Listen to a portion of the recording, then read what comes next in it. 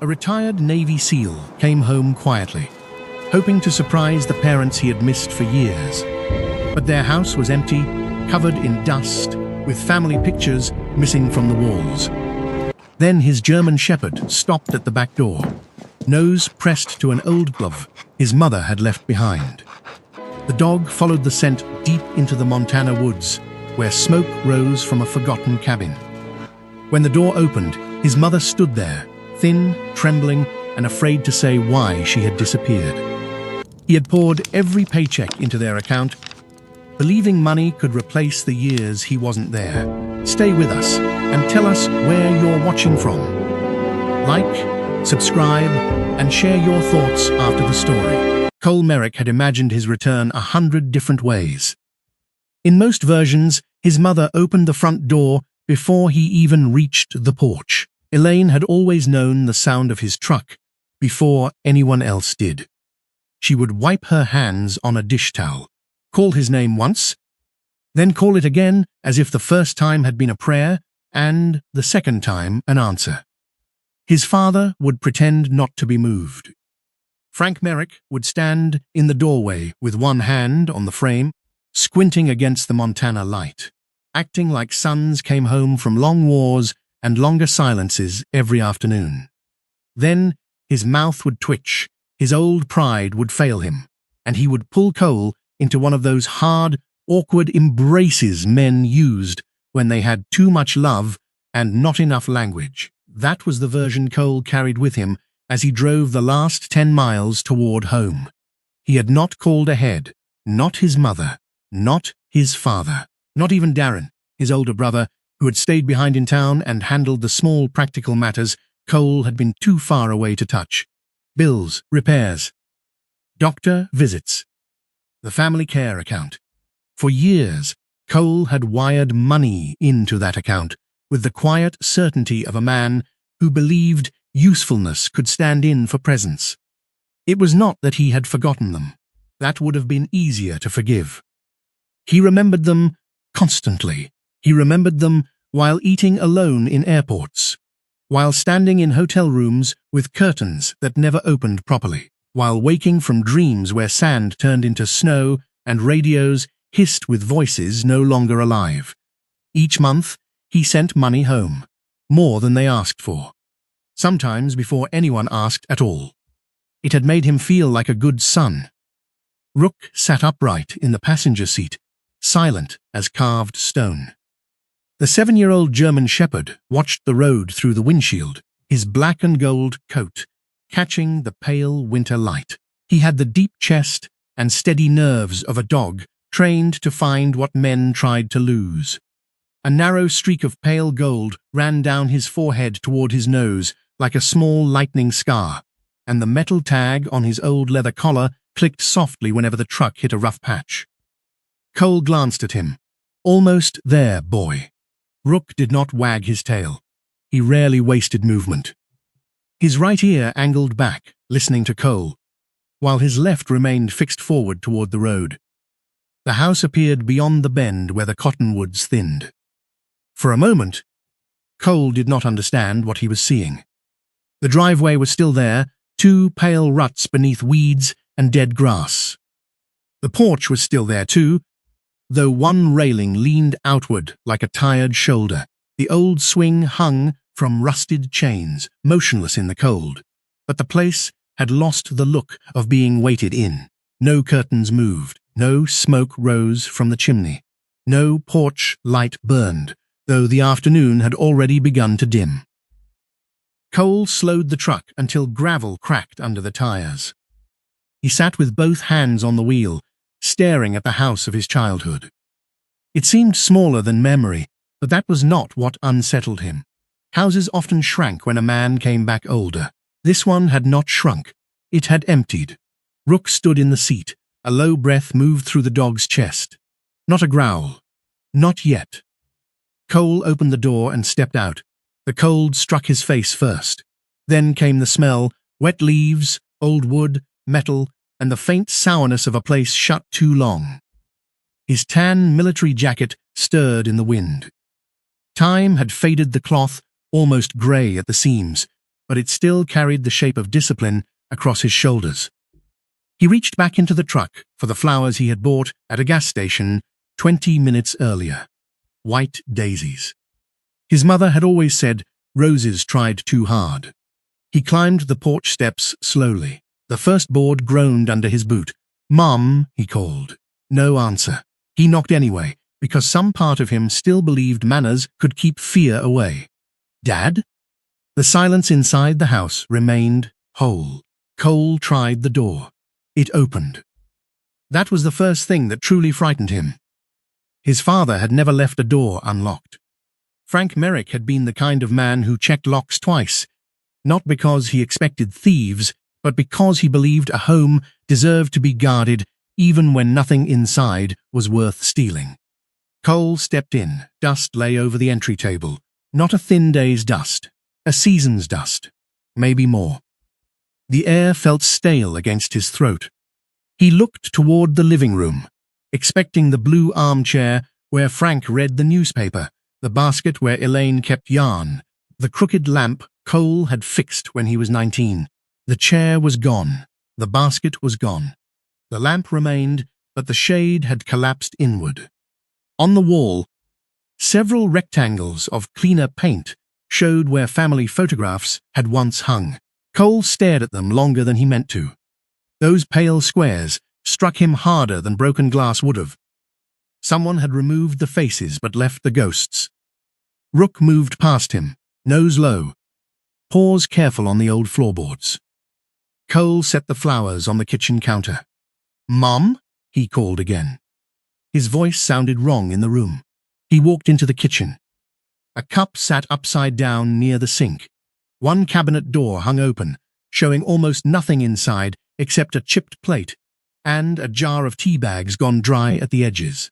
The refrigerator hummed faintly, but when Cole opened it, he found only baking soda, an empty mustard bottle, and a smell that made him shut it quickly. His hand drifted to the watch on his wrist. The black face was scratched. The second hand ticked with a slight hesitation, as if even time had trouble moving forward here. He pressed his thumb against the glass, a habit he had formed in places where panic could get people killed. This was not a hospital visit. This was not a church errand. This was not two old people spending a weekend somewhere else. This was a house that had been abandoned without being allowed to say goodbye. Rook gave a sharp exhale from the back hall. Cole turned. The dog stood near the rear door, head lowered, body rigid. At first, Cole thought he had found an animal trail, maybe a raccoon or stray cat that had slipped in through the mudroom. Then he saw what lay beside the threshold. A grey wool glove, small, worn thin at the fingertips. Cole crossed the room and crouched. He knew that glove. Elaine wore those every winter. She had lost the left one twice and found it both times in places no one else would have thought to look. Inside a flower bin once, then in Frank's tackle box the next spring. She had laughed until she cried, saying the glove was trying to run away from housework. Cole picked it up. The wool was damp, but not rotten. It held the faint scent of wood smoke and lavender soap. His mother's soap. A memory rose so quickly it stole his breath. Elaine at the stove, sleeves rolled up, humming off-key while snow pressed against the windows. Frank at the table, pretending to complain about soup that he always finished first. Cole younger, restless, already dreaming of places far away. Rook sniffed the glove, then lifted his head toward the back door. The dog's ears sharpened. Cole felt the change before he named it. He had seen Rook take a scent in wind-blown alleys overseas, in ruined buildings, across fields where rain had washed away every mercy. Rook did not chase shadows. Rook did not invent ghosts for grieving men. If he had the scent, there was a trail. "Easy," Cole whispered. Rook looked back once. His eyes were amber-brown and steady. Then he pushed through the loose screen door and bounded down the back steps. Rook! The dog did not stop. Cole shoved the glove into his jacket pocket and followed. The yard behind the house gave way quickly to pine and underbrush. Cole had known those woods as a boy. Back then they had seemed endless and friendly, full of forts, creek beds, and afternoons that lasted until Elaine rang the dinner bell. Now the trees stood close together, dark with winter damp, their branches scraping against one another like old men whispering. Rook moved with purpose. He ran 20 yards, slowed, dropped his nose to the ground, then veered left around a fallen pine. Cole followed, ducking under branches, boots sinking into thawing mud beneath old snow. His breath came white in the air. Once, Rook stopped at a patch of crushed fern and circled twice before finding the scent again. Cole did not call him back. A strange calm had settled over him, the kind of calm that came in the final seconds before breaching a door. But beneath it, something worse moved. Not fear for himself. Never that. Fear that his mother had walked this trail alone. Fear that his father, with his bad heart and stubborn pride, had followed behind, carrying something too heavy. After nearly a mile and a half, Rook slowed. Smoke appeared first, a thin grey thread rising between the pines. Cole stopped so abruptly, his knee brushed against a wet branch. Ahead, half hidden behind cedar and shadow, stood a cabin so small he might have missed it, if not for the smoke. Its roof had been patched with dull sheets of tin. A blue tarp was folded and nailed over one corner. Split logs, many of them still wet, leaned against the wall. Beside the door sat a pair of men's work boots, the leather cracked, the soles worn nearly smooth. Rook walked to the porch and sat. Not relaxed, waiting. Cole approached with the feeling that the forest had led him to a confession. He knocked, one time, then again. From inside came the scrape of a chair. A pause. The latch moved. The door opened only a few inches at first. A woman's face appeared in the gap, pale in the cabin dimness, framed by loose silver hair. Her eyes were blue, tired, and frightened, in a way Cole had never seen in them before. Elaine Merrick stared at him. For one heartbeat, she looked less like a mother finding her son than a witness seeing trouble arrive at last. Her gaze slipped past Cole's shoulder into the trees. Only then did she look back at his face. Cole? The sound of his name broke something in her. The door opened wider. She reached for him with both hands, and he caught her before her knees could fail. She felt too small. That was the first thought that came to him. His mother, who had once seemed able to hold the whole world together with a casserole dish and a stern look, felt as light as kindling. "I came home," he said. Though the words were useless, Elaine pressed her face against his jacket and wept without sound. Over her shoulder, Cole saw the inside of the cabin. A narrow bed, a table with two mismatched chairs, a small stove glowing weakly. Pill bottles lined beside a lantern, a wedding photograph in a cheap frame, a shelf with canned soup, crackers, and a Bible with a cracked brown cover. And near the stove sat Frank Merrick. His father held a chipped white enamel cup in both hands. He looked thinner than Cole had ever imagined him capable of becoming. His hair had gone almost entirely white, his shoulders bowed under a flannel shirt and old brown sweater. But his eyes, those grey-brown eyes that had once made boys stand straighter, did not rise to meet Cole's. They stayed on the cup. "Dad," Cole said. Frank's fingers tightened around the enamel. "Son," one word. It should have been warm. Instead, it came out like a man opening a door he had spent years bracing shut. Elaine pulled back, wiping her face quickly, almost guiltily. "You didn't say you were coming. I wanted to surprise you." No one smiled. Cole looked from his mother to his father, then around the cabin again. The thin blankets, the patched window, the wood ash on the floor. The quiet poverty of people trying very hard to keep things clean when they had almost nothing left. His voice lowered. "What happened to the house?" Elaine turned toward the stove, though nothing needed tending. Frank looked down into his cup. Cole waited. In his life, silence had meant many things. Ambush, grief, respect, fear. This silence was different. It had furniture. It had history. It had been living here long before Cole arrived. He touched the glove in his pocket. "Mum," he said gently. "I found this at the back door." Elaine's face changed. Not surprise, recognition, then fear. Cole felt the ground shift beneath him. "You went back there," he said. She folded her hands together, the way she used to before saying grace. "I only needed a few things. Why didn't you call me?" Her mouth trembled, but no answer came. Cole looked at Frank. "The money," he said. "I sent money every month, for years." The stove clicked softly. Rook stepped inside and lay down across the doorway, his body half in the cabin, half facing the woods. A guard between the past and whatever was coming. Cole heard his own heartbeat. Where did it go? Frank closed his eyes. Elaine took one step toward Cole and gripped his wrist with surprising strength. "Please," she whispered. Cole looked at her hand, then her face.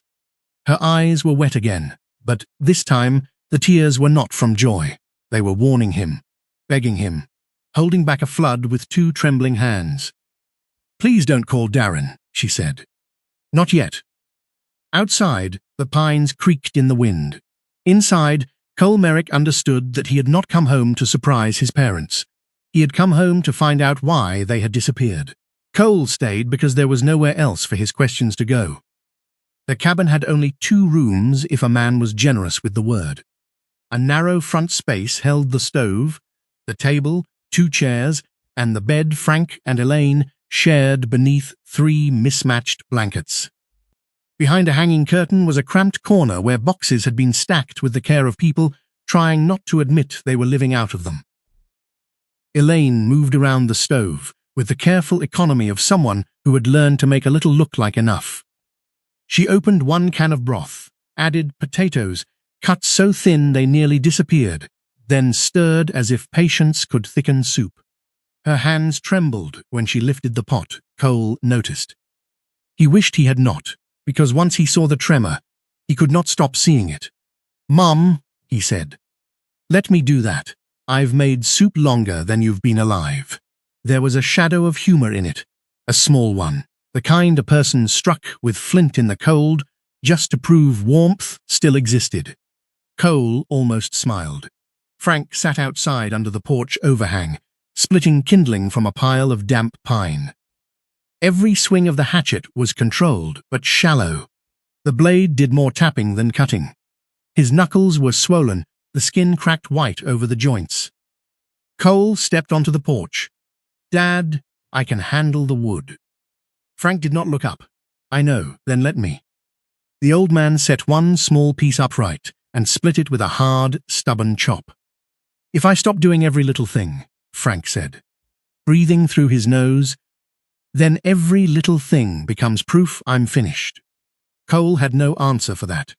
Rook lay just inside the doorway, his large body stretched across the threshold. His head rested on his paws, but his eyes stayed open. Every few minutes, his right ear tilted toward the woods, catching sounds Cole could not hear. Inside, Elaine set 3 bowls on the table. Cole looked at the soup and felt a strange shame rise in him. Not because it was poor food, but because his mother had placed the largest portion in front of him. "Don't do that," he said softly. Elaine paused. "Do what?" "Feed me like I'm the one who needs it." Her mouth tightened. Frank came in carrying an armful of kindling.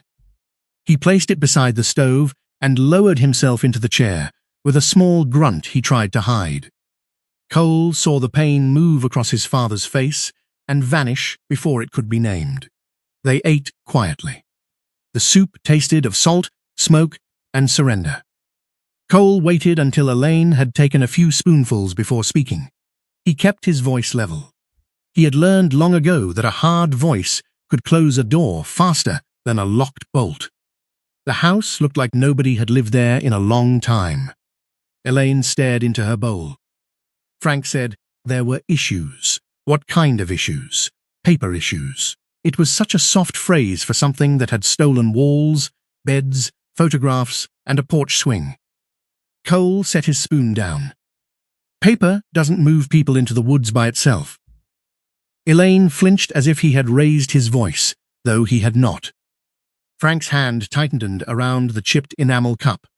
The same cup Cole had seen when he first entered, white with a dark blue rim and a broken place near the lip. His father turned it slowly, one thumb rubbing over the chip again and again.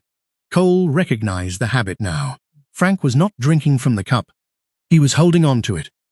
"I sent money every month," Cole said, "not once in a while. Every month. And extra when Darren told me there were repairs or medicine or taxes." Elaine lowered her spoon. Frank's thumb stopped moving. There it was again, that silence with weight. Not ignorance. Not surprise. Something known and buried. Cole looked from one face to the other. "Did you get it?" The stove popped. Rook raised his head. Elaine whispered, "Cole, please eat." The words were ordinary. The plea beneath them was not. He leaned back slowly. His anger did not come hot. It came cold, gathering inside him like water under ice. "All right," he said. "Not tonight." But all three of them knew he had not let the question go. He had only put it down where everyone could see it. Later, Elaine washed the bowls in a basin with water warmed on the stove. Frank pretended to check the latch on the window. Cole stepped outside with Rook and sat on the edge of the porch. Night settled thick between the pines. The forest made small noises, branches shifting, snowmelt dripping from needles. A distant owl calling once and then thinking better of it. Inside the cabin, Elaine coughed into a cloth. Frank moved slowly across the floorboards, each step measured, as if pain had become a room he lived in. Cole pressed his thumb to the cracked face of his watch. For years, he had believed money was a bridge. Now he wondered if it had been a curtain. Rook gave a low sound. Cole did not move at first. He only turned his head. The dog had risen to his feet. His body was still, tail low, muzzle pointed toward the narrow track beyond the trees. Then Cole saw it. Faint headlights moving between trunks, dimmed by distance and branches. A vehicle rolled slowly along the old logging road. It did not come all the way in. The lights stopped several hundred yards away. The engine cut out.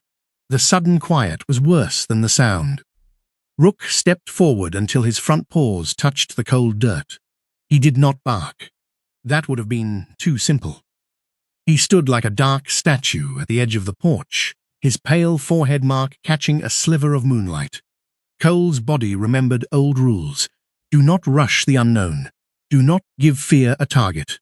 Do not turn a shadow into a man until it moves. He remained seated, one hand resting lightly on Rook's collar.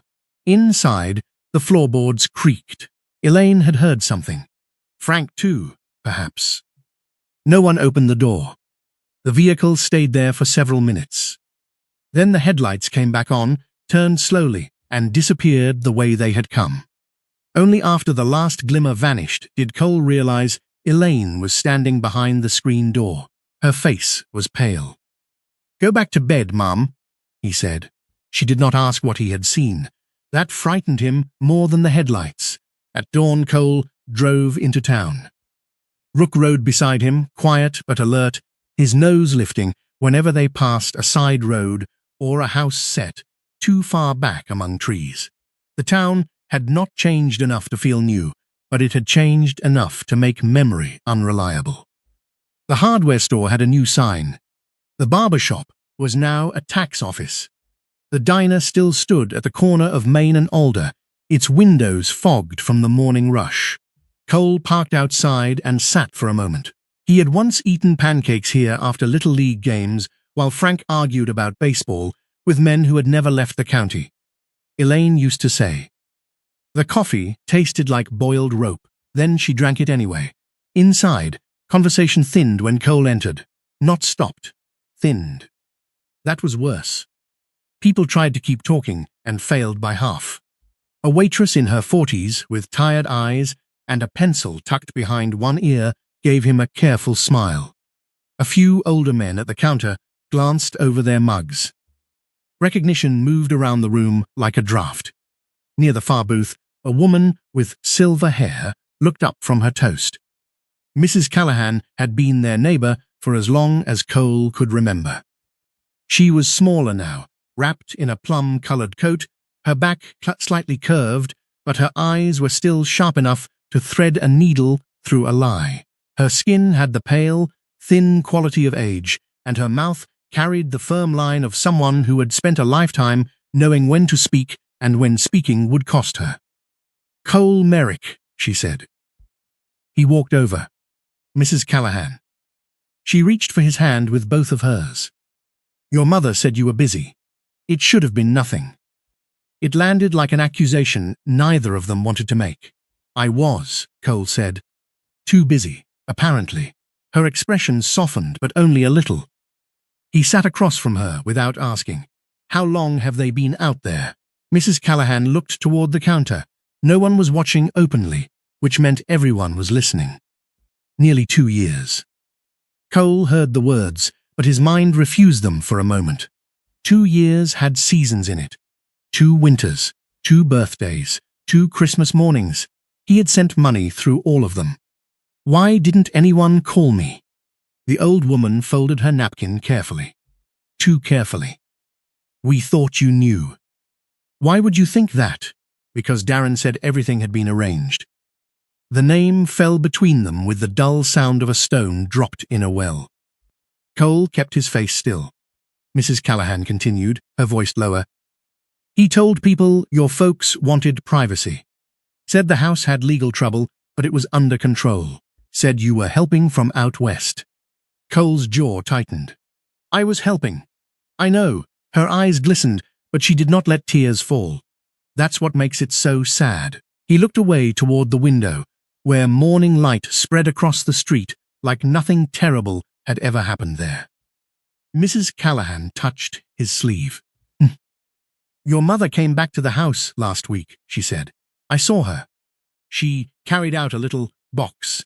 Moved, like she was afraid the house might remember her." Cole thought of the glove in his pocket, though he had left it folded in the truck now. He thought of the empty squares on the wall. "What was in the box?" "Pictures, I think. Maybe medicine. I didn't ask." "Why not?" Mrs. Callahan's mouth trembled once. "Because sometimes old people are allowed one scrap of pride, even when it hurts them." Cole left money on the table for coffee he had not ordered. By late morning, he stood before the old white church at the edge of town. Its steeple leaned slightly west, as if years of wind had taught even sacred things to bow. The sign read, "First Community Church." Below it, in black removable letters, someone had arranged Sunday's message. "Truth does not stop being true when we fear it." Cole almost laughed. Not because it was funny. Because subtlety, apparently, had no jurisdiction in Montana. Inside, the church smelled of wood polish, candle wax, and basement coffee. A man stood near the front pews, stacking hymnals. Pastor Samuel Reed was 68, lean and narrow-shouldered, with thinning white hair combed neatly to one side. His face was long and kind, but his eyes carried a sorrow that kindness had not been able to cure. He wore a grey cardigan over a white shirt, sleeves rolled to his forearms, like a man who still believed work was part of prayer. He looked up and went still. Cole. So he knew him, or at least knew enough. Pastor Samuel set the hymnals down. "Your mother always said you had your father's shoulders." "I'm not here for shoulders." "No," the pastor said quietly. "I don't imagine you are."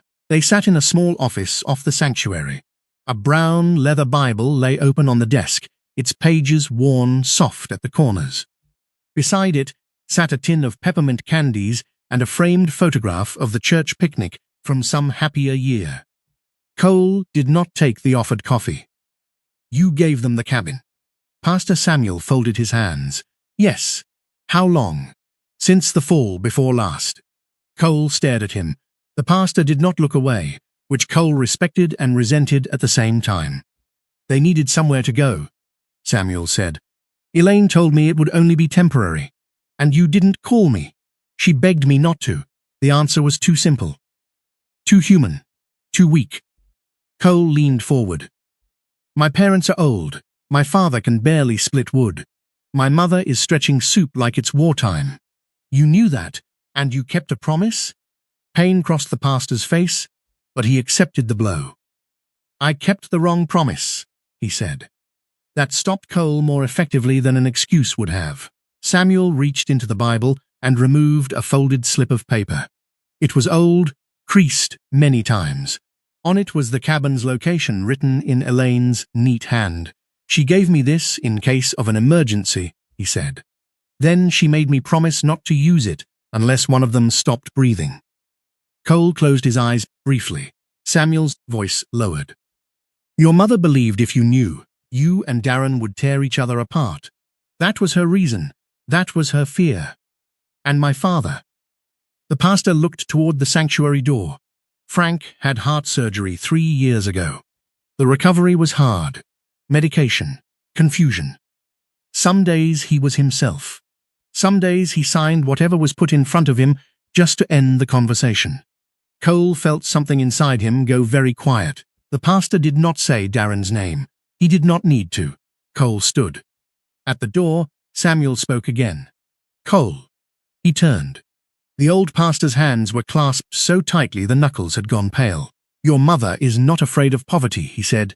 She has survived that before. Cole waited. Samuel swallowed. She is afraid of what the truth will do to the people she loves. Cole stepped outside into the cold morning. The church bell above him did not ring. But something in him did. By noon, Cole Merrick had learned that truth did not always arrive like thunder. Sometimes it sat in drawers. Sometimes it waited behind county counters, stamped and filed by people who never knew they were handling a family's ruin. Karen Brooks worked from a brick office 2 blocks off Main Street, above a closed tailor shop with faded gold lettering still painted on the window. Her name was printed on the glass door in plain black letters. Karen Brooks, attorney at law, elder prites and estate disputes. There was no decoration meant to impress frightened people.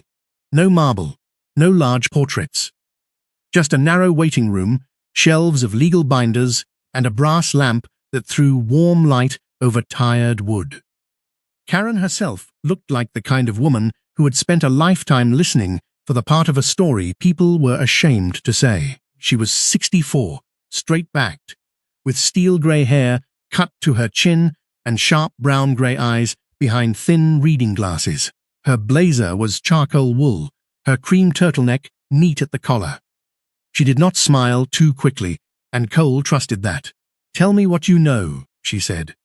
Cole did. He told her about the empty house, the cabin, the soup, the glove, the money he had sent every month, Darren's explanations over the years, Frank's heart surgery, Pastor Samuel's warning that papers had been signed during recovery. Karen listened without interrupting.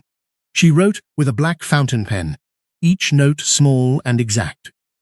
When Cole finished, she set the pen down. Do you think my brother forged their signatures? Cole asked. I don't know. It was not the answer he wanted.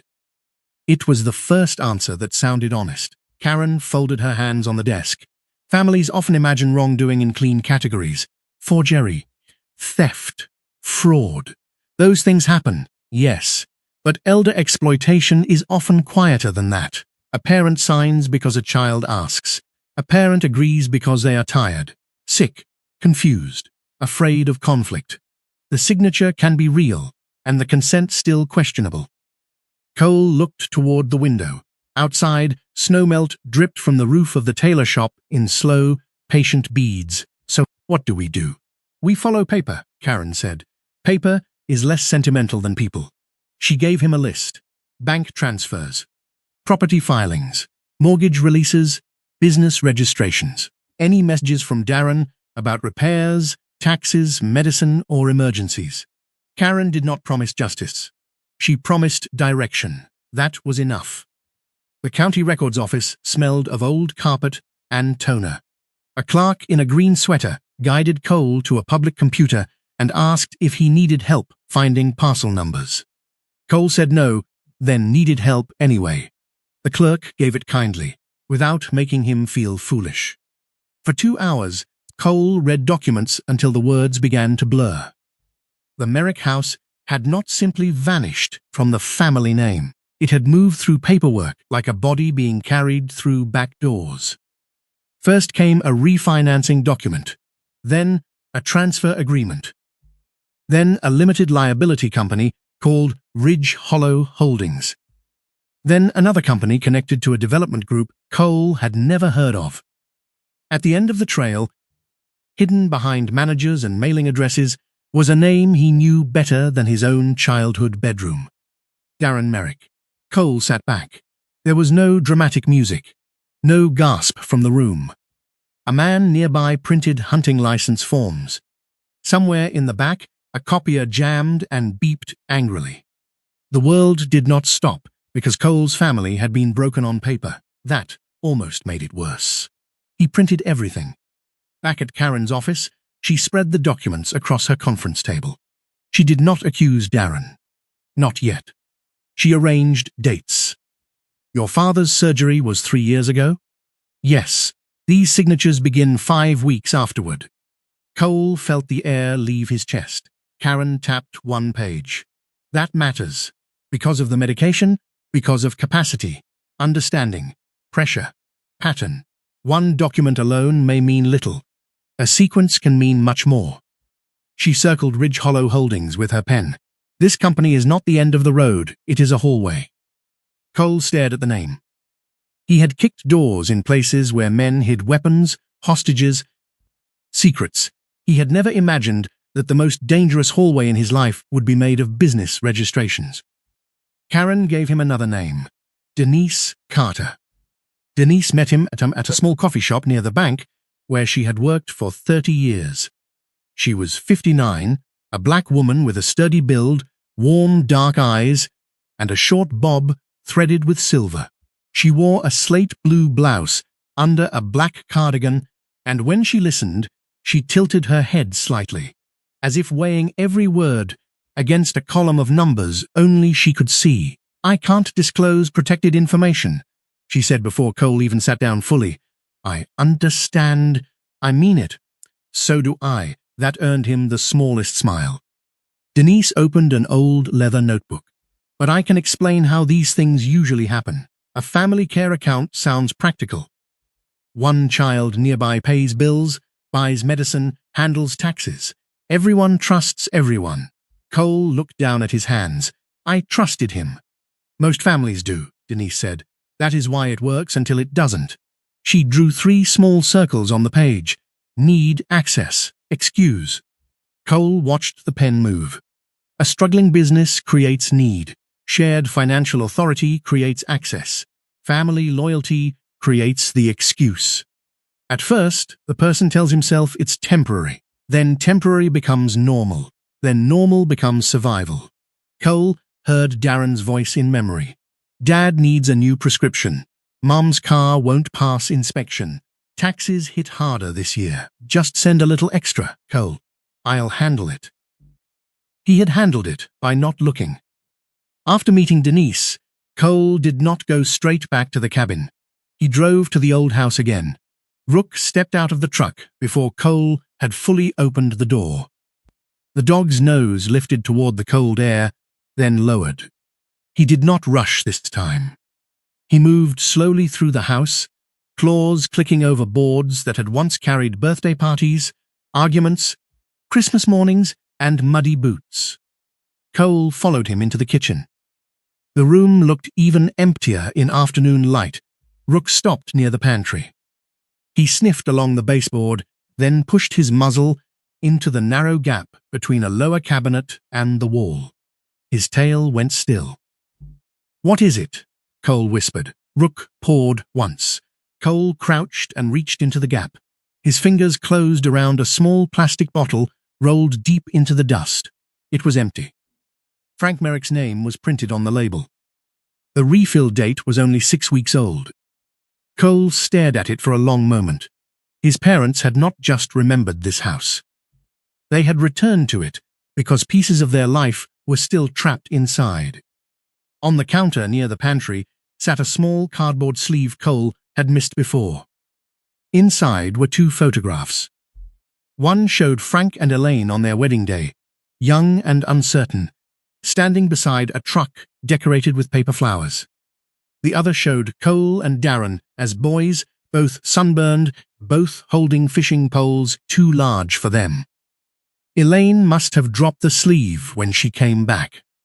Or maybe she had not been able to carry everything.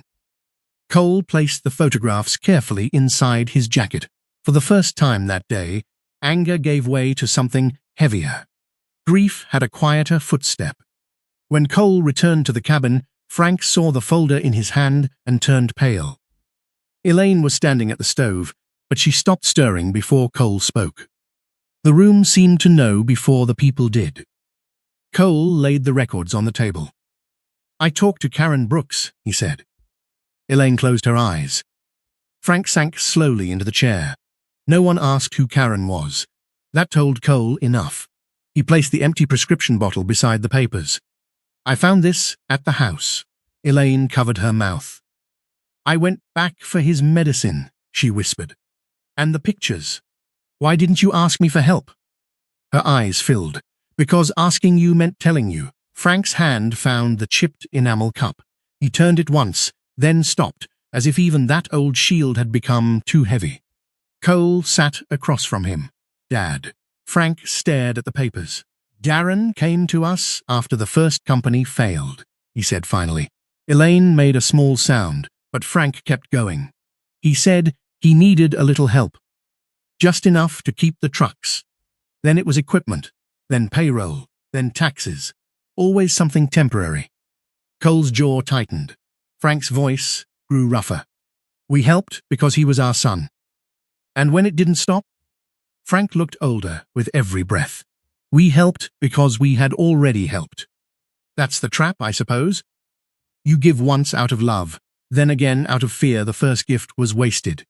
Elaine sat down, tears sliding silently down her face. Cole asked the question he had carried since the diner, since the cabin, maybe since the first time Darren said everything was handled. "Did you know the money I sent wasn't reaching you?" Frank looked at his wife, then at Cole. A long silence opened between them. "I knew some of it," Frank said. Elaine turned toward him as if he had struck her. "What?" Frank's eyes shone, but he did not look away this time. "I knew some wasn't coming through. Not all. Enough." His voice dropped. "I was ashamed." Elaine's hand trembled against the table. Frank swallowed. "I didn't want your mother to know how bad it was. I didn't want you to know I'd let it happen. I didn't want anyone to see that a man who taught his sons to stand straight had bent himself into a lie." Cole could not speak. The cabin was silent, except for the stove and Rook breathing by the door. Frank reached for the cup, then let his hand fall away from it. "I thought I was protecting this family," he said. "But maybe I was only protecting the lie." The cabin changed after Frank's confession. Not in any way a stranger could have measured. The stove still clicked and breathed. The window still shivered when the wind pressed against the old frame. The floor still dipped near the door where too many winters had softened the boards. But something had shifted. A truth had been spoken, and spoken truth had weight. It sat on the table beside Karen's folder. It hovered near Elaine's hands when she folded a dish towel too many times. It followed Frank whenever he looked at his chipped enamel cup and did not pick it up. Cole stayed outside longer than he needed to. He sat on the porch step, with Rook at his side, watching the woods darken from blue to black. The German shepherd rested with his chest low and his ears alert, his gold and black coat blending into the shadows. The pale streak on his forehead caught the last light like a small mark of fire. Inside, Elaine moved quietly. Frank had not spoken much since admitting he knew some of the money had never reached them. Shame had emptied him more completely than anger ever could. Cole understood shame. A man could survive enemy fire, freezing water, hunger, and fear, then still be brought to his knees by the realization that he had failed the people who trusted him. He pressed his thumb to the face of his watch and forced himself to release it. That was when Rook lifted his head. Not sharply. Not with alarm. With recognition. A faint, mechanical whir came from the trail beyond the trees. Then a small light appeared, low and careful, weaving between the trunks. Cole stood, but Rook did not growl. The dog stepped down from the porch, tail low, watching. A young woman pushed an electric bike into the clearing. She stopped as soon as she saw Cole. For a moment, neither of them spoke. She was 19, maybe 20 at most, with a narrow, tired face and soft hazel-brown eyes that looked too practiced at caution. Her light brown hair was tied half back with a black band, loose strands tucked behind her ears. She wore a navy hoodie under a denim jacket lined with worn Sherpa, black jeans, and white sneakers muddied from the trail. A grey canvas backpack hung from one shoulder, heavy enough to drag her posture slightly to one side. Cole knew her before she said her name. Not because he had seen her recently. He had not. The last time he had visited, Darren's daughter had been a little girl with missing front teeth and purple rain boots.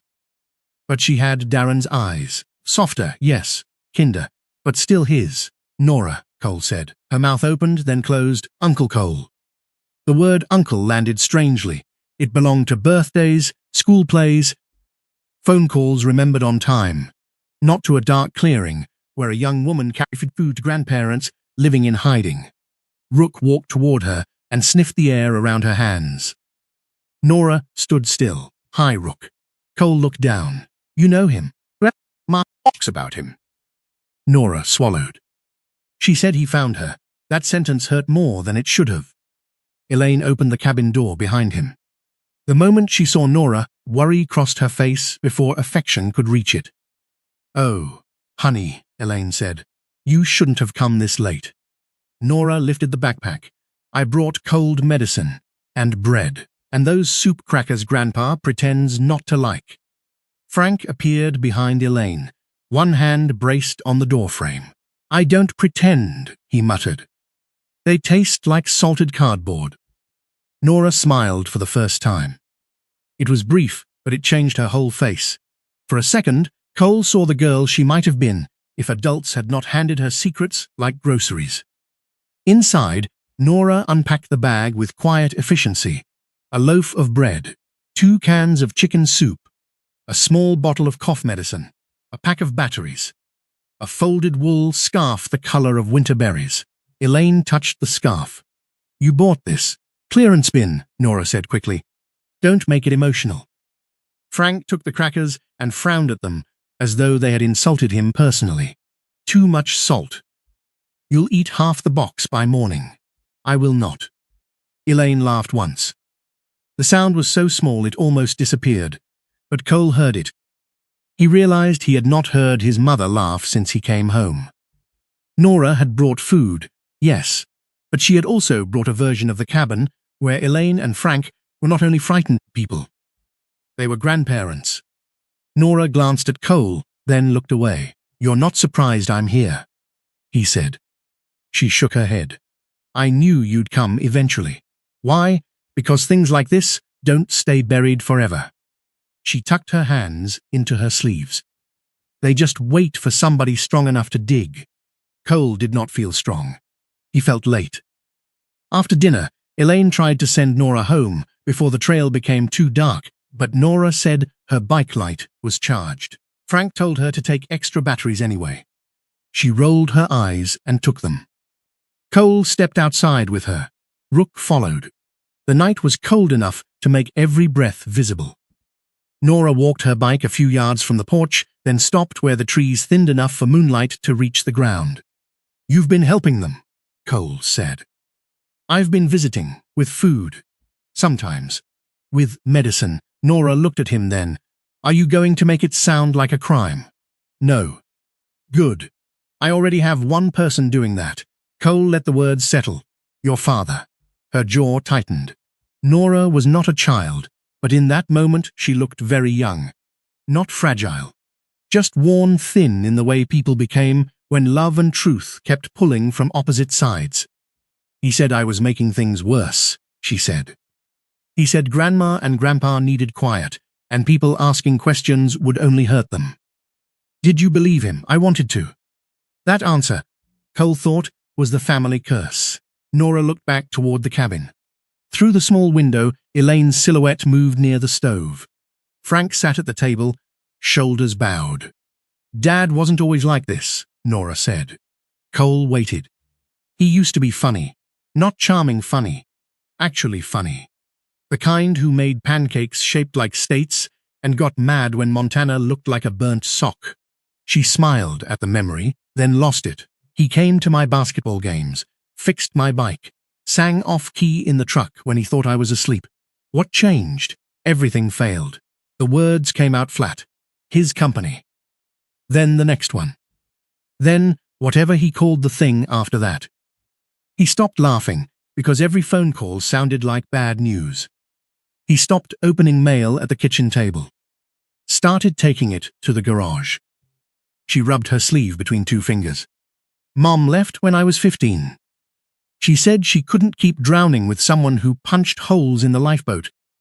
Cole had not known that. Darren had said the divorce was mutual. Quiet, civil. Another polished lie. Nora reached into her backpack and pulled out a small blue notebook, its corners bent and softened from use. I write things down, she said. Not because I'm spying. Because sometimes Dad says something one day and swears he never said it the next. She opened the notebook carefully. Dates filled the pages in neat handwriting. Pharmacy shifts, class assignments, grocery lists for Elaine, firewood reminders. Then, in darker ink, shorter lines. Dad in garage after midnight. Call from Billings number. Said Friday again. Said timber option. Said if signatures don't happen, everything falls apart. Cole read without touching the page. Rook, who had been sitting beside Nora, suddenly stood and pressed his nose gently against the notebook. Nora froze. The dog did not sniff the paper like an object. He breathed once over her trembling hand, then lowered his head and leaned his shoulder against her leg. Nora's face broke. Not into tears. Not fully. Into the stunned expression of someone who had been bracing for judgment and received mercy instead. I didn't know what to do, she whispered. Cole looked at Rook, then at the notebook. The reek of hidden things was not always something a dog could smell. Sometimes it came through ink, through dates, through a girl trying to keep reality from being rewritten. You're doing it now, Cole said. Nora wiped under one eye quickly, angry at the tear for escaping. There's something else. She removed a folded paper from the back pocket of the notebook. It was not a photograph. It was a printed land map, creased hard down the middle, with sections of forest shaded in pale green. At the top, a company name had been stamped in dark blue. North Star Timber Option Review. Cole felt his shoulders tighten. The Merrick property line was marked in red. A handwritten note circled the back acreage. Final signatures due Friday. Nora watched his face. I found it in Dad's truck. I only took a picture at first, but then I got scared he'd throw it away, so I kept the original. Cole folded the map slowly. Does your grandfather know? Nora's eyes moved toward the cabin. That's what scares me. When they went back inside, Cole placed the map on the table. Elaine looked at it and went white. Frank did not. That hurt more. Cole saw it in his father's face. Not surprise, but dread. The old man had known enough to fear the shape of it, even if he had not held the paper. What is this? Elaine asked, though her voice said she already knew. Nora stood near the door, fingers locked around the strap of her backpack. Dad said it was just timber rights, she said. Just trees. Just paperwork. Frank closed his eyes. Cole's voice remained quiet. The land is the last major thing you still have. Elaine sat down too fast, one hand gripping the table edge. Nora moved to her side, but Elaine waved her off gently. Not rejecting help, only ashamed to need it. Frank opened his eyes. Darren said it would keep collectors away. Cole looked at him. There it was again. The same old sentence wearing a different coat. Help him once more. Save him once more. Pay one more debt with one more piece of the family. Nora's voice shook. Grandpa, you knew? Frank looked at his granddaughter, and the shame in his eyes softened into grief. I suspected. Why didn't you say something? He had no answer that would not wound her. Elaine reached for the scarf Nora had brought and held it in both hands as if it were a rope across deep water. Nora sat beside her. My dad isn't evil, she said, almost pleading with the room. I know what he's done is wrong. I know that. But he wasn't always this. He used to care. He still cares, I think. He just. She searched for the right words and found the saddest ones. He keeps mistaking panic for love. Cole looked at the map. Then at the young woman who had carried food through the woods because the adults had all found reasons not to carry truth. You should not have had to do this, he said. Nora gave a small, bitter laugh. Nobody should have had to. Later, when Elaine and Frank were inside pretending to sleep, Nora sat with Cole on the porch steps. Rook lay against her side, his head on her shoe. She stroked the fur between his ears. Maybe I should have said something sooner. Cole watched the trees. The adults in this family should have said something sooner. Nora nodded, but the words did not crush her. Somehow, they seemed to give her room to breathe. Then her phone buzzed. The screen lit her face from below. Cole saw the name before she could turn it away. Dad. A text appeared. Where are you? Nora's hand tightened around the phone. Rook lifted his head and looked toward the dark trail, ears forward, body suddenly still. No headlights showed between the trees. Not yet. Darren Merrick arrived just after sunrise. The cabin had barely woken. A grey light seeped through the pines, soft and cold, making the world look unfinished. Elaine was at the stove warming coffee that tasted more like smoke than beans. Frank sat near the table with both hands wrapped around his chipped enamel cup. Nora stood by the window, her backpack still near the door, her face pale from too little sleep. Cole had not slept much either. The map from North Star Timber lay folded inside Karen's folder on the table, its creases sharp as old wounds. Every few minutes, Cole glanced at it, then toward the narrow trail where the woods swallowed sound. Rook heard the truck before anyone else did. The German shepherd rose from beside the door, slow and silent, his ears angled forward. His tail lowered but did not tuck.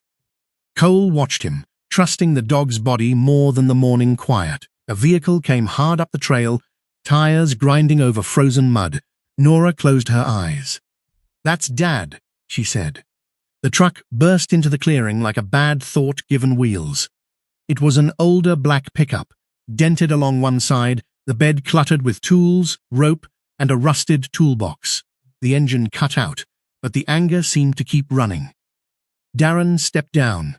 He was 55, tall and broad-shouldered like Cole, but built heavier, as if life had added weight where discipline had kept Cole spare. His brown work jacket was stained at the cuffs. His dark jeans were dusty. His boots looked expensive once and ruined now. A thick, uneven beard shadowed his jaw, and his brown hair, streaked hard with silver at the temples, had been pushed back by a hand too restless to stay still. Dark circles sat beneath his eyes. He did not look rich. He looked hunted. A large ring of keys hung from his belt and clattered when he moved, a small, nervous sound that made him seem like a man carrying doors he could no longer open. His eyes found Nora first, then Cole, then the folder on the table behind the window. What the hell is this? Darren said. Cole stepped out onto the porch before Elaine could. Morning to you too. Don't do that. Darren pointed at him. Don't stand there like you own this place. Cole looked at the patched roof, the wet firewood, the sagging porch boards. No, he said quietly. I don't think anybody owns much here anymore. Darren's jaw tightened. He started forward, but Rook moved down one step and stood between the brothers. The dog did not growl. Somehow, that made him more intimidating. Darren stopped. His eyes flicked to Rook. Get your dog out of my way. Cole kept his hand loose at his side. He's fine where he is. Elaine opened the door behind him. Darren, please. Her voice did something to him. For half a second, his face changed. The hard lines softened, and Cole saw the boy who had once carried Elaine's grocery bags without being asked. Then Darren looked past her and saw Nora. What are you still doing here? Nora lifted her chin. I stayed with Grandma. I told you to stay out of this. You told everyone that. The word struck cleanly. Darren's mouth opened, but no answer came fast enough. Frank appeared behind Elaine, one hand braced against the doorframe. He looked smaller in the morning light, wrapped in his old sweater, but there was something in his eyes Cole had not seen the night before. Not courage exactly. More like a tired man who had finally run out of room to hide. Darren looked at him. Dad, you need to tell him he doesn't understand. Frank stared at his oldest son for a long moment. Then he said, I don't think I understand anymore either. Darren flinched as if the words had come with a hand. Cole stepped inside. Darren followed only after Rook moved back, not yielding so much as deciding the room could hold him. No one sat at first. The cabin felt too small for the past that had entered it. Darren pointed at Karen's folder. You went to a lawyer. Yes, Cole said. Without talking to me first? Cole almost laughed, but there was no humor left in him. You had 2 years to talk. Darren turned red. You don't get to come home after playing hero all over the world and act like I was doing nothing here. I didn't say you did nothing. No, you just look at me like I'm some thief. His voice rose, then cracked at the edge. I was the one here when Dad couldn't sleep after surgery. I was the one driving Mum to appointments. I was the one patching the roof, fixing the heater, arguing with insurance, answering calls when you were somewhere unreachable. Cole let him speak. The cabin listened too. For a moment, Darren sounded almost convincing. Not because he was innocent, but because some of what he said was true. That was the worst kind of lie. The kind built around a bone of truth. Cole looked at his brother's tired face. If you were here taking care of them, he asked, why are they living like this? Darren's mouth closed. Outside, wind moved through the pines. Inside, no one breathed properly. Darren looked toward the stove, the thin blankets, the medicine bottles, the canned food, the patched window. It was as if he had seen the cabin before, but never with another man's eyes inside it. I didn't want this, he said. Elaine whispered. Wanting isn't the same as stopping. Darren looked at her then, wounded. Mum, no, she said, and the softness in her voice made it stronger. Not yet, not before the truth. The key ring at Darren's belt clattered when his hand shook. Rook suddenly stepped toward him. Everyone stiffened. But the dog did not bare his teeth. He moved close enough to sniff the hanging keys, then lowered his nose to one key in particular. An old brass one, darker than the rest, tied with a frayed red string. Frank's face changed. That's the house key, he said. Darren's hand closed around it too quickly. Cole looked from the key to his brother. You kept it? Darren stared at the floor. The cabin went still around that small piece of brass. The house was gone from them in every way that mattered. The chairs removed. The photographs taken down. The family pushed into the woods.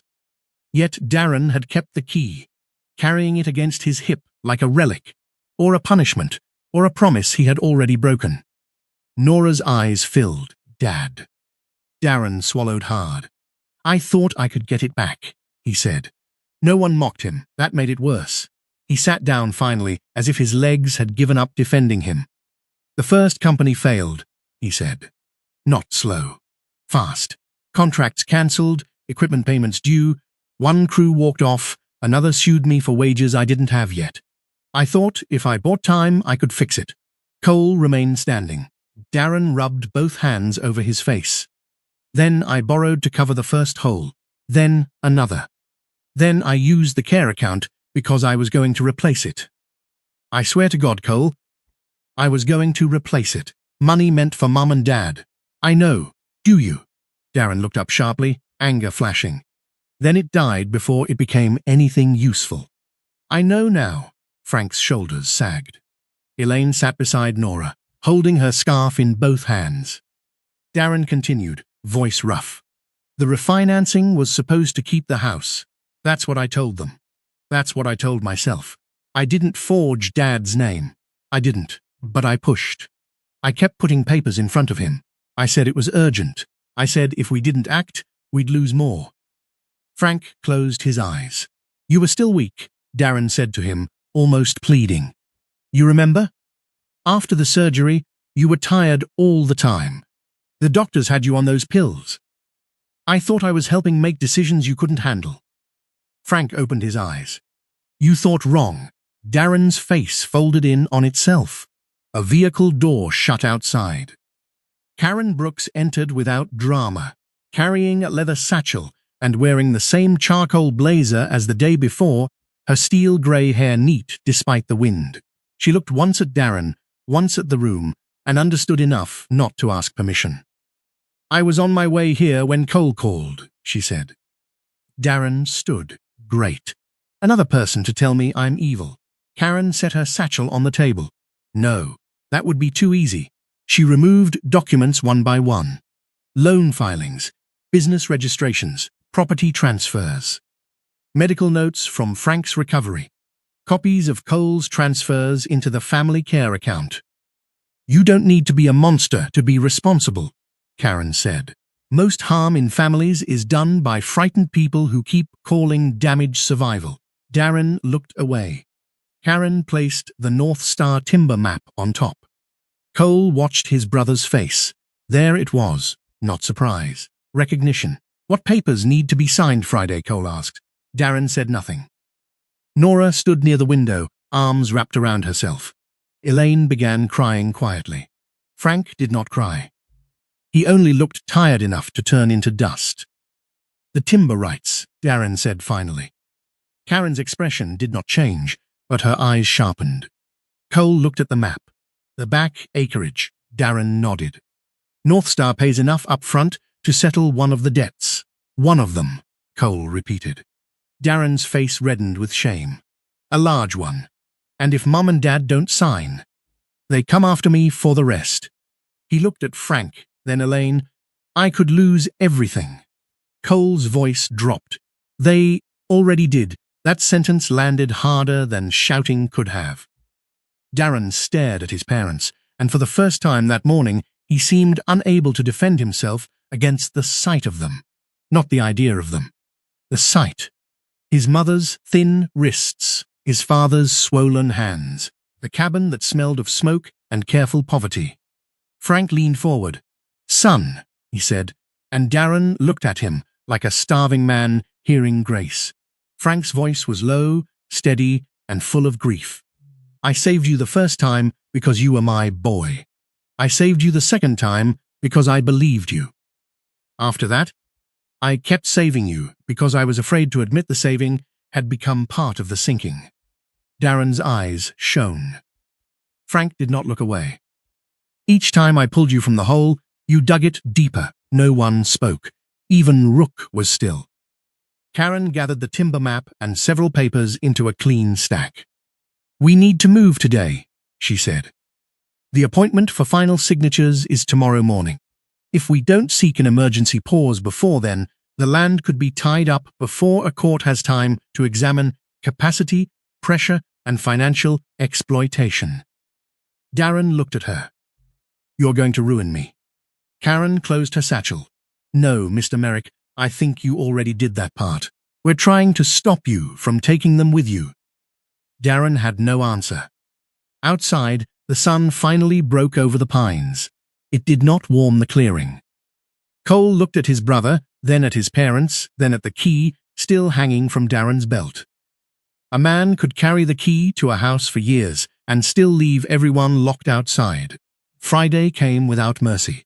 The sky over town was the color of cold tin, low and heavy, pressing down on the courthouse square as if even the weather had come to witness what the Merrick family had hidden for too long.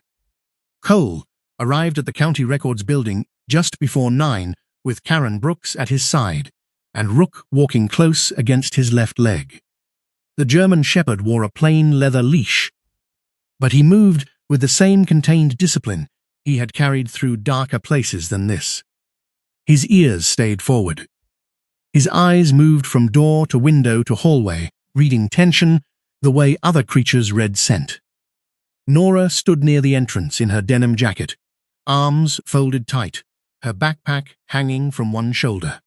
She had chosen to come. No one had ordered her. That made her look both older and younger than 19.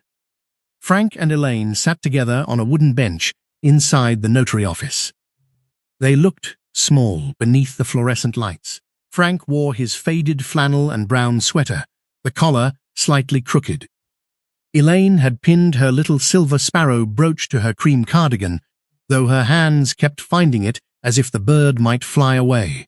Between them lay a thick stack of papers placed by a county notary with a careful, neutral face. The notary, a thin woman named Marcia Lowell, had grey blonde hair pinned in a bun and the exhausted patience of someone who had spent 20 years watching families pretend paperwork was not emotional. She adjusted her glasses and looked from the older couple to Darren, then to Cole, sensing trouble but trained not to name it too soon. Darren stood beside the table in his brown work jacket, his beard rougher than yesterday, his eyes bloodshot. He had shaved badly along one side of his neck, as if he had started trying to look composed and given up halfway. Beside him stood the timber company representative.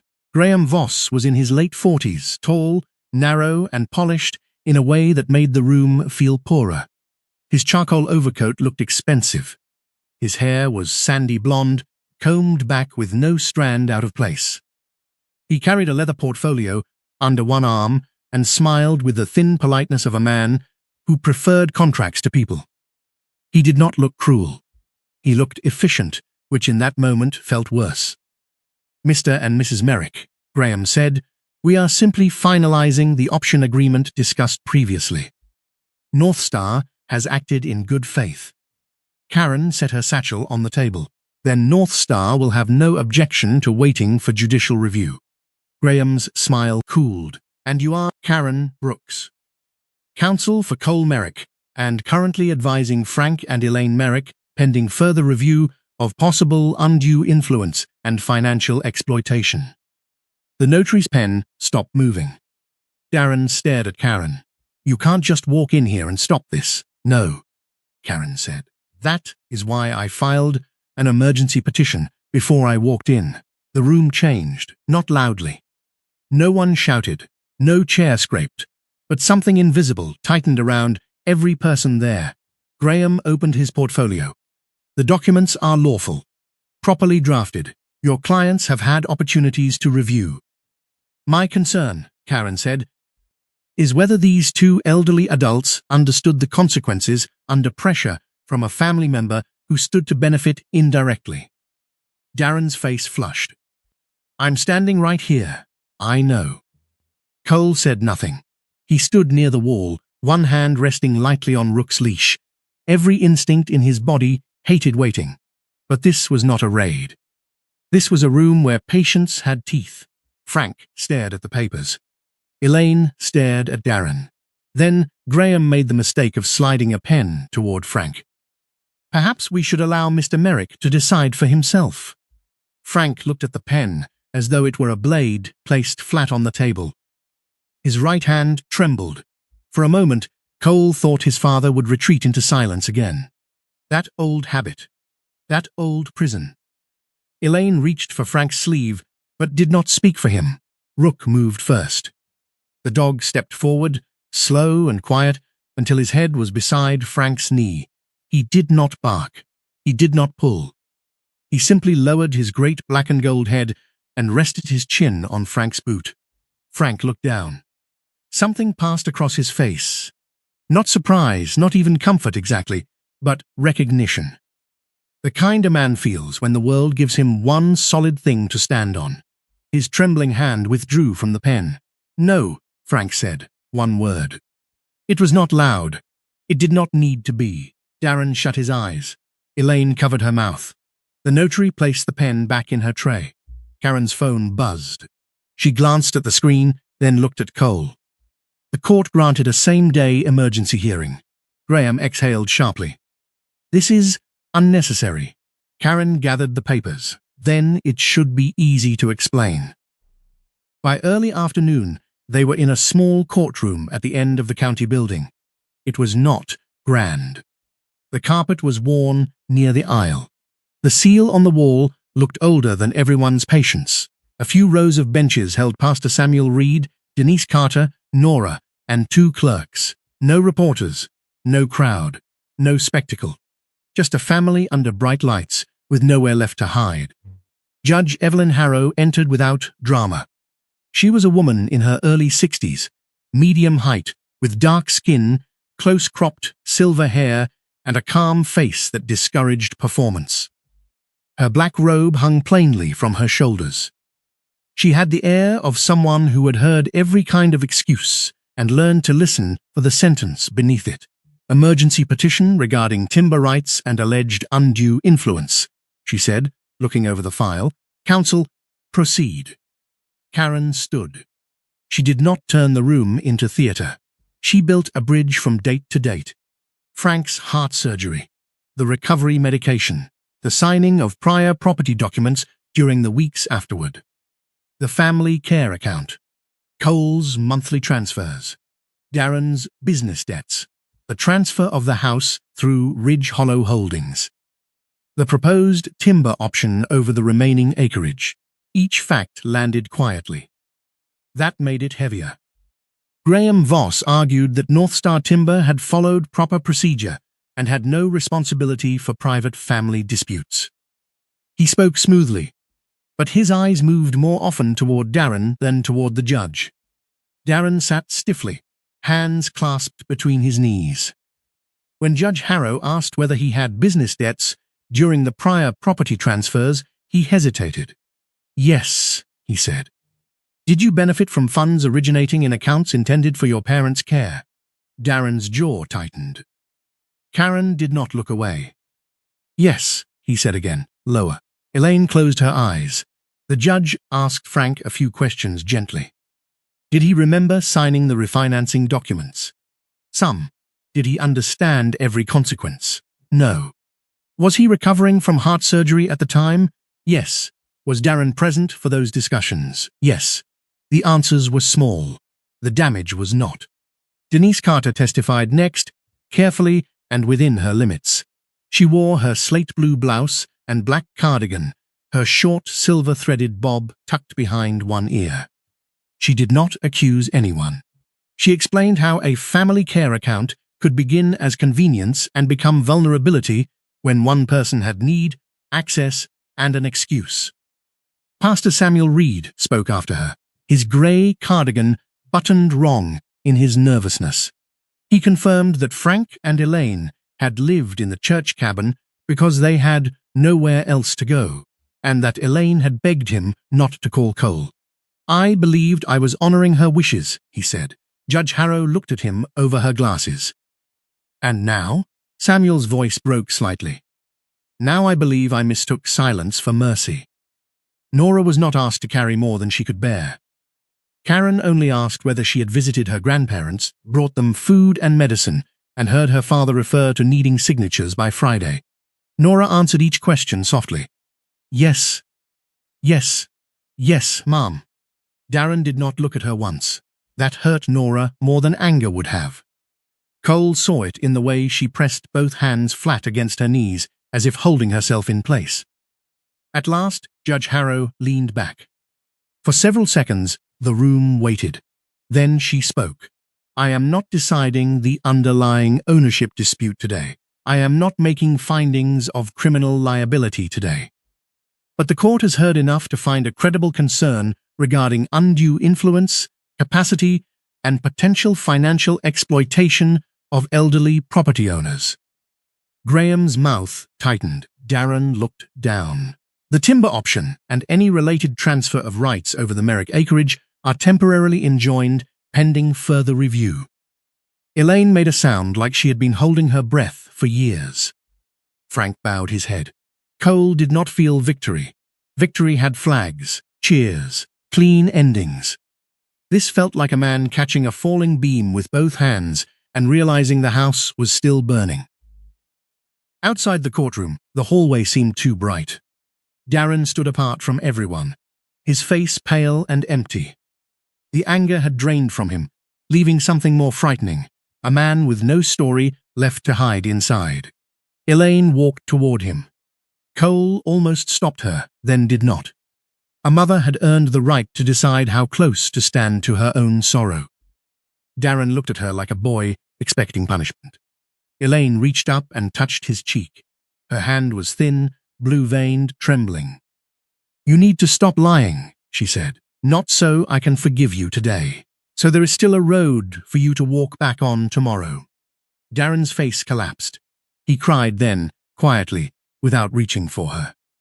Perhaps he knew comfort was not something he could demand anymore. No one rushed to embrace him. Some tears were not bridges. Some were only the first honest water after a drought. Karen approached Cole near the courthouse doors. Her expression had not softened. She handed him a new folder. These came through faster than expected. Archived transaction summaries. Enough to show repeated diversion of funds from the account you funded. Cole took the folder. It felt heavier than paper. Karen's voice was low. "This is no longer suspicion, Cole. This is evidence." Through the glass doors, Rook stood beside Frank and Elaine, watching the courthouse steps as people passed. The land had not been saved forever, but for one day, the final signature had failed to take root. And sometimes one day was the thin line between a family losing everything and finally learning what everything meant. 8 months later, the first snow came softly over Montana. It did not fall like a warning. It came like forgiveness might come, if forgiveness had the sense not to rush. Thin white flakes drifted across the hills outside town, settled on fence posts, silvered the dark backs of pines, and covered the old logging road until its wounds looked gentler than they were. Frank and Elaine Merrick no longer lived in the church cabin. Cole had offered to build them a larger house. Elaine refused before he finished describing it. "We don't need a monument," she had said. "We need a kitchen where I can reach the shelves." So that was what he built. A small house stood now near the edge of the woods, close enough to see the mountains, but close enough to town that no one could disappear again without being noticed. It had wide doorways, no stairs, a warm kitchen, a bedroom on the first floor, and a porch that faced the tree line without hiding inside it. The cabin had been emptied. Pastor Samuel had taken back the old Bible. Elaine had cried when she returned the key to him, though no one asked why. Some places became witnesses. Leaving them did not mean they had meant nothing. Cole visited nearly every month now, not because his life had become easy. Work still called. Old obligations still circled. There were still mornings when he woke before dawn, with his hand reaching for dangers no longer there. But he had learned a hard, plain truth. A man always found time for what he was terrified to lose. Rook had adjusted to the new house before anyone else. The German Shepherd had claimed the rug beside the front door by the second week. From there, he could see the porch, the kitchen, the hallway, and the stretch of woods beyond the windows. His gold and black body lay calm and heavy against the floor, his pale forehead mark visible whenever firelight touched him. Elaine called him the captain of the threshold. Frank called him bossy. Rook ignored both titles with equal dignity. The legal settlement had not repaired everything, but it had stopped the bleeding. Darren sold what remained of his construction equipment. The rusted trailer went first, then the backhoe, then the truck he had once treated like proof that he was still a businessman. A repayment agreement was drafted. He gave up every claim connected to Frank and Elaine's land. The timber rights remained frozen until the property could be fully restored under protections Karen had insisted on. There was no prison sentence. Some people in town thought there should have been. Others, remembering their own family debts and their own quiet compromises, said less. Darren had cooperated. The money had not been hidden in luxury accounts or used to buy a second life. It had gone into failed businesses, overdue loans, penalties, interest, and the desperate machinery of a man trying to stay ahead of consequences that kept gaining on him. That did not excuse him. It only made the damage sadder. His reputation collapsed faster than any company he had ever owned. Men who once waved at him from job sites now studied their receipts when he passed. Banks stopped returning calls.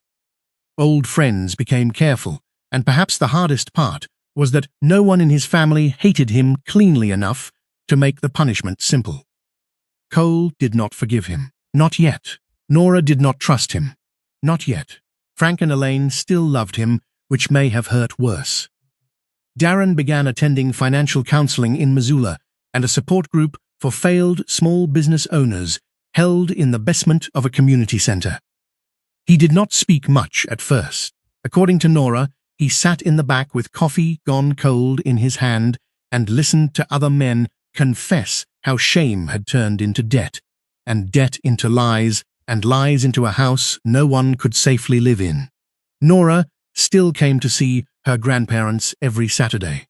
She no longer arrived like a thief carrying bread through the trees. She drove up in a used blue hatchback Cole helped her find, parked in the open driveway, and walked in through the front door without looking over her shoulder. Her blue notebook still lived in her backpack, but it held fewer emergency lists now. More class notes. A recipe Elaine had dictated badly. A drawing Frank made of a birdhouse he claimed he could build if people would stop treating him like old furniture. By Thanksgiving, the new house smelled like butter, sage, wood smoke, and too much food. Elaine cooked as if she were feeding an army she had personally forgiven. Turkey, potatoes, green beans, rolls, pie, another pie, and a casserole nobody could identify, but everyone praised because Elaine was watching. Frank complained from his chair near the kitchen. "This is too much." "You said that last year," Elaine replied. "Last year I was right too." Then he took another roll. Cole stood by the sink drying plates before dinner, though Elaine told him guests were not supposed to work. He told her sons were not guests. That made her turn away quickly and fuss with a towel.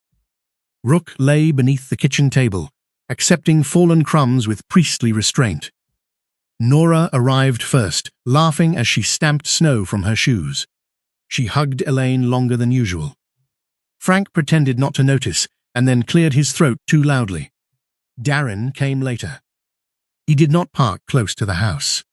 Cole saw him from the window, standing beside his truck with both hands on a small bundle of firewood tied with twine. His work jacket was cleaner now, though still worn at the elbows. His beard had been trimmed. He looked less hunted than before, but not free. Freedom, Cole had learned, was not the first gift of truth. Usually, truth gave you a shovel and pointed toward the wreckage. Darren approached the porch slowly. No one announced him. Rook rose before the knock. The dog walked to the door, sniffed once, then stepped aside. That was all. Not welcome, not warning, only room. Elaine opened the door. For a heartbeat, mother and son looked at each other. Darren held out the wood as if it were an apology too heavy to say. "I brought extra," he said. Elaine took the bundle, set it by the stove. His eyes flickered, almost grateful for the instruction. Dinner was careful. No one pretended otherwise. Darren sat at the end of the table, not at the center where he used to sit in older holidays, telling stories too loudly. He answered when spoken to. He asked Frank about the new porch railing. He asked Nora about classes. He did not ask Cole anything at first. That was wiser. Halfway through the meal, Frank reached for the gravy and knocked his old chipped enamel cup with his elbow. Cole had not noticed it on the table until then. The cup rolled once and stopped against Rook's paw beneath the table. Rook lifted his head, sniffed it, then nudged it gently back toward Frank's boot. Everyone went still. That cup had lived in the cabin.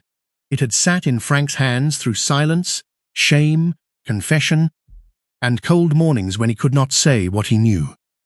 Elaine had wanted to throw it away when they moved. Frank had refused, then hid it in a box. Now it sat at the Thanksgiving table in the new house. Frank bent slowly and picked it up. "I thought this belonged in a cabinet," Elaine said softly. Frank turned the chipped rim under his thumb. "No," he said. "Things you hide tend to grow teeth." The table fell quiet. Then, with an awkward little motion, he set the cup in the center of the table between the salt and the rolls. "There," he said. "Let it behave itself where we can see it." Nora laughed first. Not loudly. Not because it was funny enough to deserve it, because the room needed permission to breathe. Elaine smiled through tears. Even Darren lowered his head, and Cole saw his shoulders shake once. Not with a sob, not exactly, but with the terrible relief of being in a room where no one was pretending the past had vanished. After dinner, the family drifted onto the porch. The snow had stopped. The mountains glowed faintly beneath a low winter moon.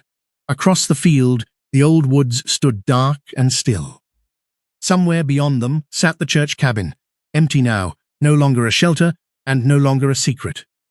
Frank sat beside Cole with a blanket over his knees. Rook lay between them, one ear angled toward the house, the other toward the trees. For a long time, Frank said nothing. Then he nodded toward the forest. "Those were the hardest years of my life." Cole kept his gaze on the pines. "I know." Frank shook his head slightly. "No, you know what they looked like. I'm still learning what they were." Cole turned to him. Frank's face seemed older in the moonlight, but steadier, too. Not healed, steady, There was a difference.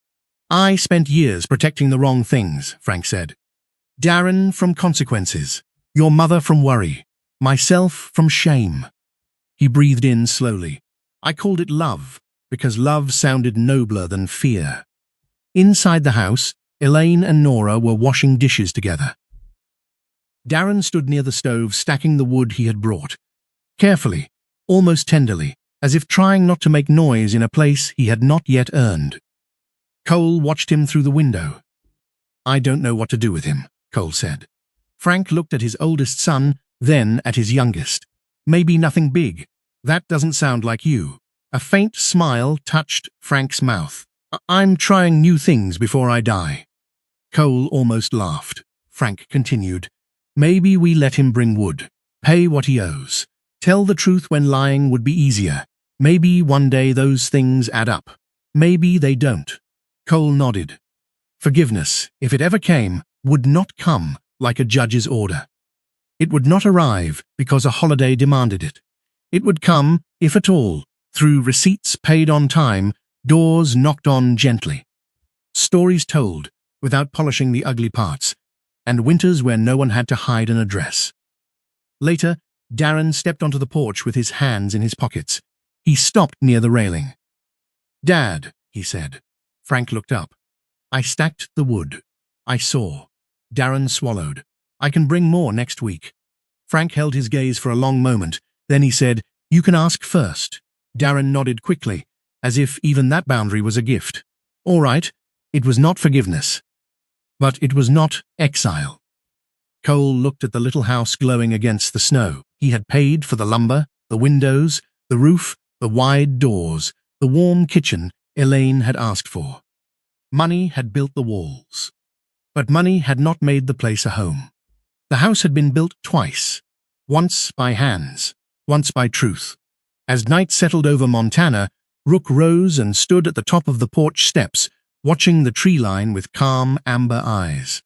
He was no longer searching for a missing mother, no longer guarding a cabin full of fear. He was simply keeping watch over a family that had finally stopped vanishing from one another. The old house was gone. The lies were not. Not entirely. But they no longer held the roof up, and for the first time in years, The Merricks had a home strong enough to stand without them. Sometimes, the miracle is not a flash of light in the sky. Sometimes, the miracle is a dog stopping at an old glove. Sometimes, it is a son finally coming home. Sometimes, it is a mother finding the courage to speak, a father laying down his pride, or a broken man taking the first honest step back toward the family he hurt. This story reminds us that love is not only what we give from far away. Love is also showing up. It is making the call, opening the door, asking the hard question, sitting beside someone before their silence becomes too heavy to carry. Cole thought money was enough. Frank thought silence was protection. Elaine thought hiding the truth would keep her family from breaking. Darren thought one more lie could save him. But in the end, only truth gave them a home strong enough to stand, and maybe that is where God often works. Not always by removing the storm, but by sending someone into it. Not always by giving us an easy road, but by placing a faithful companion, a small sign, or one brave voice at the exact moment we are about to lose our way. If this story touched your heart, take a moment today to think of someone you love. A parent, a grandparent, a brother, a sister, a friend you have not called in too long. Do not wait until the house is empty to realize what should have been said. Share this story with someone who needs to remember that truth can heal what silence has wounded. Leave a comment and tell us where you are watching from, or share the lesson this story left in your heart. And if you believe stories like this still matter, please subscribe to the channel and join us for more stories of loyalty, family, faith, and second chances. May God bless you, protect your home, watch over the people you love, and give you the courage to speak the truth before it is too late.